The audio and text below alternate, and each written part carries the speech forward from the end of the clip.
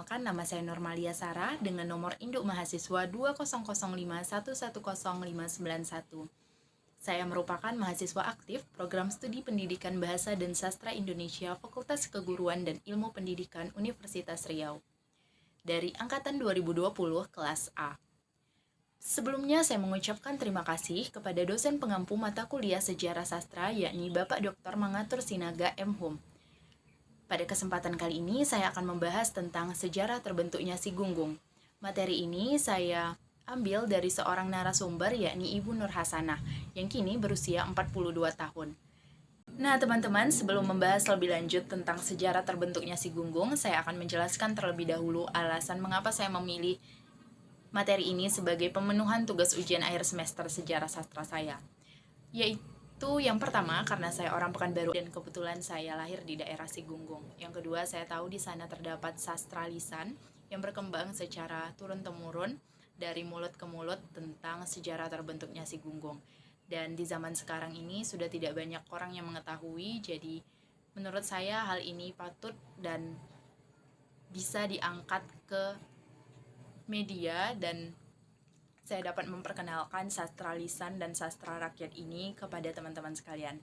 Nah teman-teman, untuk membahas lebih lanjut tentang sejarah terbentuknya Si Gunggung, silahkan tonton video ini sampai selesai ya. Selamat menyaksikan dan selamat menonton, semoga bermanfaat. Si Gunggung merupakan salah satu daerah yang terdapat di kota Pekanbaru. Daerah ini ternyata memiliki sebuah sastra lisan yang hanya diketahui oleh orang-orang tua yang hidup pada zaman dahulu. Sastra lisan itu berupa asal-usul nama daerah tersebut serta sejarah singkat terbentuknya Si Gunggung.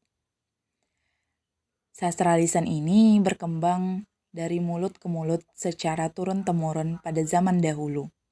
Konon katanya, pada zaman dahulu itu, daerah Si Gunggung ini merupakan sebuah lahan hutan belantara. Di dalamnya terdapat hewan buas. Lahan hutan tersebut kemudian didatangi oleh penduduk yang bersuku Batak dan bersuku Jawa.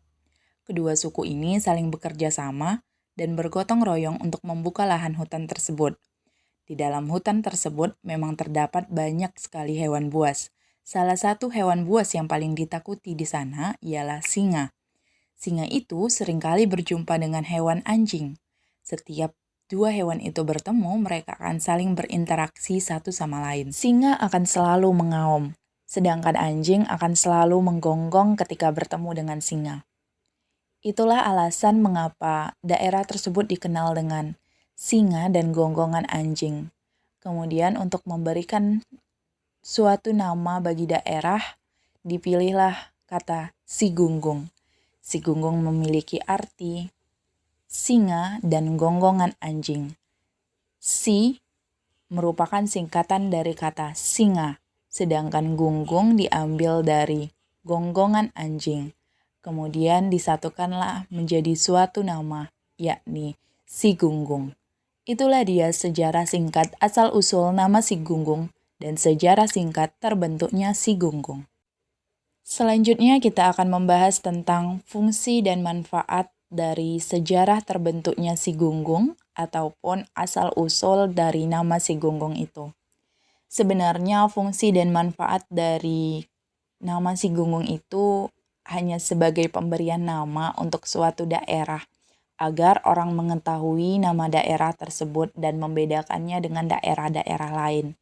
Sedangkan dari cerita yang berkembang secara lisan dan turun-temurun pada zaman dahulu itu merupakan cerita yang begitulah adanya kata orang-orang zaman dahulu kemudian diwariskan kepada anak-anak mereka dan diceritakan kembali secara lisan dari mulut ke mulut. Jadi fungsi dan manfaatnya adalah untuk pemberian nama bagi suatu daerah. Selanjutnya kita akan membahas tentang tujuan dari sejarah terbentuknya Si Gunggung ini. Seperti yang sudah saya jelaskan sebelumnya bahwa suku Batak dan suku Jawa datang ke daerah Si Gunggung ini ketika Si Gunggung masih berbentuk hutan belantara. Kemudian mereka bekerja sama dan bergotong royong untuk membuka lahan itu dengan tujuan karena mereka ingin membangun pemukiman di sana. Mereka ingin tinggal di sana dan membangun rumah di sana sebagai tempat mereka tinggal dan berlindung. Lalu perbedaan tentang sejarah terbentuknya Si Gunggung dari zaman dahulu ke zaman yang sekarang ialah cerita ini sudah tidak lagi dikembangkan karena sastra rakyat ini dahulu hanya dikembangkan dari mulut ke mulut sehingga tidak terdokumentasi. Hanya orang-orang tua di zaman dahulu yang mengetahui tentang asal-usul nama dan sejarah terbentuknya Si Gunggung ini. Orang-orang tua itu kemudian menyampaikan kepada anak mereka, dan sebagian dari anak mereka ada yang mengetahui tentang asal-usul terbentuknya daerah Si Gunggung, dan ada pula anak-anak yang tidak mengetahui tentang hal tersebut. Dan banyak orang di zaman sekarang yang sudah tidak tahu tentang sejarah asal-usul terbentuknya nama Si Gunggung itu. Nah, yang terakhir kita akan membahas tentang nilai-nilai yang dapat diambil dari sejarah terbentuknya Si Gunggung.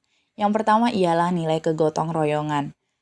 Nilai kegotong royongan ini dapat dilihat dari semangat gotong royong yang dilakukan oleh dua suku, yakni suku Batak dan suku Jawa. Mereka saling bekerja sama untuk menggarap dan membuka lahan di daerah tersebut demi mereka membangun pemukiman dan tempat tinggal bersama di sana. Lalu yang kedua ialah nilai keberanian. Pada zaman dahulu itu terdapat banyak binatang buas di sana. Terdapat singa, hewan yang paling ditakuti, dan anjing. Namun mereka tetap berani untuk membuka lahan di sana. Dan hal ini termasuk ke dalam nilai keberanian yang ada di dalam diri suku Batak dan suku Jawa itu, sehingga ini juga menjadi nilai yang dapat diambil dari sejarah terbentuknya Si Gunggung ini. Nah, itu dia pembahasan kita tentang sejarah terbentuknya Si Gunggung. Semoga video ini memberikan manfaat, wawasan, pengetahuan, dan ilmu baru bagi teman-teman. Nah, sebelum menutup video ini, saya ingin memberikan pesan persuasif kepada teman-teman agar teman-teman bisa melestarikan sastra lisan atau sastra rakyat yang ada di daerah kita. Dan mari kita melestarikan budaya, menjaga budaya ataupun sastra lisan, sastra rakyat, cerita rakyat yang ada di sekeliling teman-teman. Agar sastra rakyat ataupun sastra lisan ini tidak ditelan oleh zaman dan tidak dilupakan oleh masyarakat-masyarakat di zaman sekarang. Nah, teman-teman, sekian dulu video dari saya. Saya mengucapkan mohon maaf apabila terdapat banyak kesalahan atau kekurangan. Lebih dan kurang mohon dimaafkan. Saya mengucapkan terima kasih. Wassalamualaikum warahmatullahi wabarakatuh.